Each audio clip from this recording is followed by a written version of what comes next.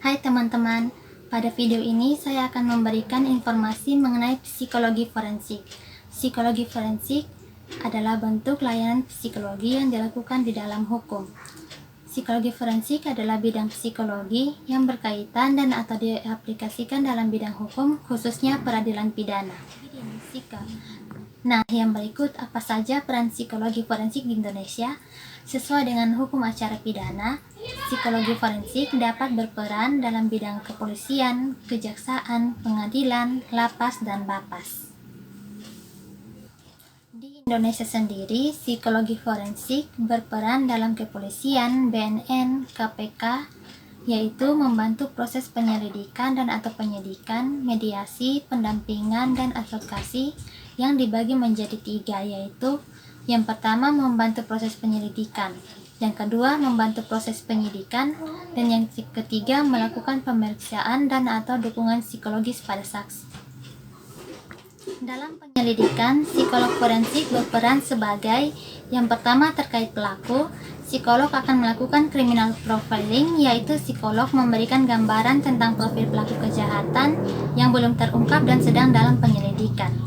Yang berikut terkait korban, psikolog akan melakukan otopsi psikologi pada korban yang meninggal, lalu memberikan gambaran tentang profil kepribadian dan permasalahan yang dihadapi korban sehingga dapat dipakai sebagai masukan bagi polisi untuk menentukan apakah seorang korban meninggal atau bunuh diri.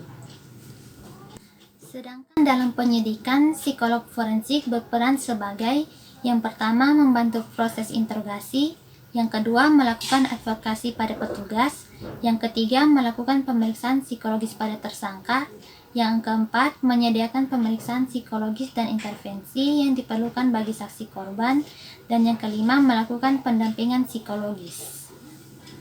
Nah, bagaimana cara untuk menjadi psikologi forensik? Pertama-tama, menjadi sarjana psikologi, lalu mengambil magister psikologi dengan peminatan psikologi forensik, kemudian mempunyai gelar sarjana hukum, serta mengambil profesi psikolog. Hal tersebut merupakan cara-cara agar teman-teman bisa menjadi psikolog forensik. Adapun hal yang berkaitan dengan psikologi forensik, seperti penelitian dan sebagainya. Penelitian dalam bidang psikologi hukum sudah sangat banyak dilakukan. Contoh penelitiannya seperti profiling psikologi pada pelaku anak dan residivis anak di lapas Anak Blitar, dan pengaruh mindfulness dalam peningkatan kontrol diri.